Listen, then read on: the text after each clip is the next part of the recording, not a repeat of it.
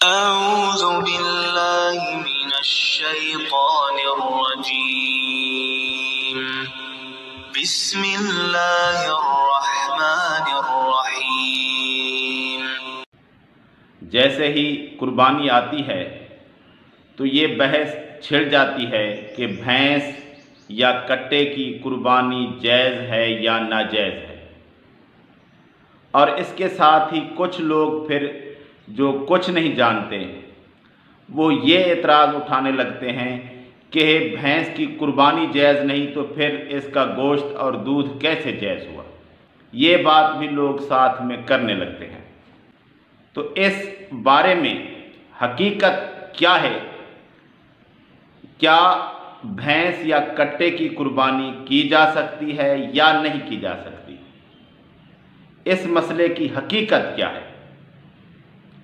پہلے نمبر پر جو کہ سوال حقیقت میں بنتا نہیں ہے، اس پر تھوڑی سی بات کر لیتے ہیں کہ بھینس پھر حلال کیوں ہے؟ اگر حلال ہے تو پھر قربانی کیوں نہیں ہے؟ تو مسئلہ یہ ہے کہ حلال حرام کا جو قاعدہ ہے اس پر علماء میں کوئی اختلاف تقریباً نہیں ہے کہ بھینس ایک حلال جانور ہے۔ کیوں بھائی؟ کیونکہ شریعت میں صرف اور صرف حرام جانوروں کی خصوصیات بتائی گئی ہیں، باقی جو سب ہیں جن کے بارے میں واضح حکم حرام کا نہیں یا ان کی کوئی خاصیت حرام سے نہیں ملتی وہ حلال ہے۔ حرام جانور وہ ہوتا ہے جس کے بارے میں شریعت میں یا واضح حکم ہو یا ایسا جانور جس کے نوکیلے دانت ہوں اور وہ شکاری ہو۔ تو بھینس کے بارے میں نہ شریعت میں واضح حکم ہے کہ یہ حرام ہے، اور نہ اس کے نوکیلے دانت اور نہ یہ شکاری ہے۔ تو اس لحاظ سے پوری امت میں چاہے جو جس بھی مکتبہ فکر سے تعلق رکھتا ہو، سب لوگ مانتے ہیں کہ یہ حلال ہے، کیونکہ اس کے اندر حرام کی کوئی صفت تھی ہی نہیں۔ کوئی عالم چاہے جس نے کسی کا فتویٰ پڑھا تھا یا نہیں پڑھا تھا، کوئی بھی مسلمان جو تھوڑا سا علم رکھتا تھا، اس نے کبھی نہیں سمجھا کہ بھینس حرام ہو سکتی ہے۔ تو یہ تو ایک واضح مسئلہ ہے حلال حرام کا، کیونکہ اس کے اندر حرام کی کوئی صفت ہے ہی نہیں۔ تو اس بارے میں کوئی فقیہ کسی اور فقیہ کے پیچھے یا کوئی عالم کسی اور عالم کے پیچھے لگ کر اس نے اس کو حلال نہیں کیا، بلکہ اس نے قرآن و حدیث سے واضح احکامات ہونے پر اس کو حلال سمجھا۔ اب بات رہ گئی اس کی قربانی کی۔ کیا بھینس یا کٹے کی قربانی ہو سکتی ہے؟ تو بات یہ ہے کہ شریعت میں جیسے کہ میں نے پہلے بتایا ہے کہ اگر کسی جانور کے اندر حرام ہونے کی نشانی نہیں ہے تو وہ حلال ہے۔ تو اس طرح ہرن، نیل گائے، مارخور یا باقی کافی سارے جانور ہیں جو کہ حلال ہیں، لیکن ان کی قربانی نہیں کی جاتی۔ کیوں بھائی؟ کیونکہ ہر حلال جانور کی قربانی نہیں ہوتی، اور اس بات پر بھی تمام مکاتب فکر کا اتفاق ہے کہ ہر حلال جانور کی قربانی نہیں ہوتی۔ اس بات کو واضح طور پر سمجھے کہ اس مسئلے میں کوئی اختلاف نہیں ہے کہ ہر حلال جانور کی قربانی نہیں ہوتی، صرف انہی جانوروں کی قربانی ہوتی ہے جن کے بارے میں شریعت میں بتایا گیا ہے کہ ان کی قربانی ہوتی ہے، اور وہ صرف 4 اجناس ہیں۔ کون سی؟ بکری، گائے، اونٹ اور بھیڑ دمبا وغیرہ، ان کے نر مادہ۔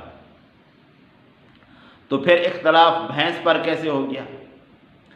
بھینس کے بارے میں یہ اختلاف ہے کہ کچھ علماء کہتے ہیں کہ بھینس گائے کی نسل میں سے ہے، اس لیے کیونکہ گائے کی قربانی ہے اور یہ بھی گائے کی ایک نسل ہے، इसलिए इसकी कुर्बानी जायज़ है, क्योंकि ये भी एक किस्म की गाय है। जिस तरह गाय की और नस्लें हैं, इसी तरह ये भी गाय की एक नस्ल है और इसलिए इसकी कुर्बानी जायज़ है। काफ़ी सारे उलमा इस बात पर खड़े हैं और कुछ उलमा कहते हैं कि नहीं, भैंस एक अलग जानवर है, गाय के साथ उसका कोई वास्ता नहीं है। गाय एक अलग जानवर है, भैंस एक अलग जानवर है। इसलिए क्योंकि भैंस एक अलग जानवर है, इसलिए इसकी कुर्बानी जायज़ नहीं है, क्योंकि ये गाय नहीं है। तो असल इशू ये है कि जो उलमा समझते हैं कि भैंस गाय की नस्ल है, गाय है, वो कहते हैं इसकी कुर्बानी जायज़ है, और जो समझते हैं कि भैंस एक अलग जानवर है, वो कहते हैं कि गाय की कुर्बानी जायज़ नहीं है। साफ सी बात है।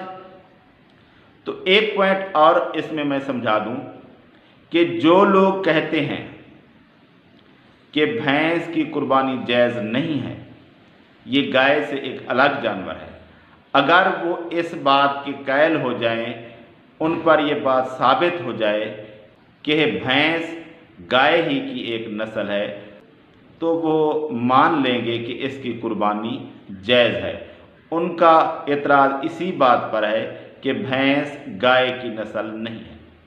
और जो उलमा कहते हैं कि भैंस की कुर्बानी जायज़ है क्योंकि ये गाय की नस्ल है, अगर वो किसी तरह से कायल हो जाएं, मान लें कि भैंस गाय की नस्ल नहीं है, तो वो फिर ये कहेंगे कि इसकी कुर्बानी नाजायज़ है।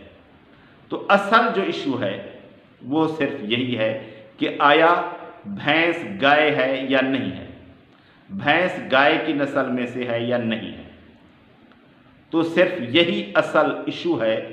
बात भी उलमा इसी पर करते हैं, अवाम अलग बातें बेशक करती है, उलमा यही बात करते हैं। एक तबका कहता है कि गाय की नस्ल में से है भैंस, दूसरा कहता है कि गाय की नस्ल में से नहीं है। जो कहते हैं गाय की नस्ल में से है वो कहते हैं इसकी कुर्बानी जायज़ है, और जो कहते हैं कि गाय की नस्ल में से नहीं है वो कहते हैं इसकी कुर्बानी नाजायज़ है। अब रह गई अवाम, उनके लिए क्या है? उनके लिए ये बात तो वाज़ेह हो गई कि उलमा का इख्तलाफ है। तो एहतियात तो इसी में है कि आप इख्तलाफ में ना पड़ें। जो चीज़ वाज़ेह तौर पर मालूम है कि इसकी कुर्बानी है, आप उसी की कुर्बानी करें। आप क्यों इख्तलाफी बात में पड़ते हैं जब वाज़ेह चीज़ आपके पास एक कुर्बानी की है और भैंस की कुर्बानी करना आप पर कोई लाजिम नहीं है। तो एहतियात तो इसी में है कि आप गाय की कुर्बानी करें, भैंस के चक्कर में ना पड़ें। और अगर आप मुतमईन हैं कि ये गाय ही है, जब आप इसको गाय ही समझते हैं, तो इस तरह के उलमा काफ़ी सारे हैं, फिर आपकी मर्ज़ी है।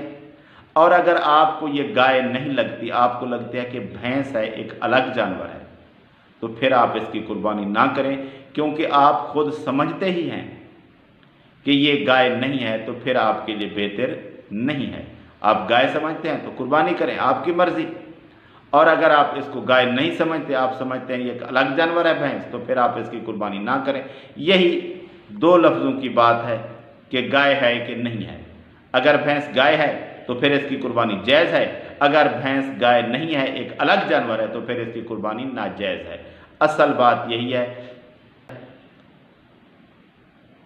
दोनों तरफ से उलमा का इज्तिहाद है, और आप जिस इज्तिहाद से मुतासिर हैं, आपको लगता है गाय है तो ठीक है, आपको लगता है भैंस है तो ठीक है। एहतियात अगर करना चाहते हैं तो फिर भैंस की ना करें कुर्बानी, क्योंकि गाय के बारे में तो कन्फर्म है कि इसकी कुर्बानी है, तो उसकी कुर्बानी करें।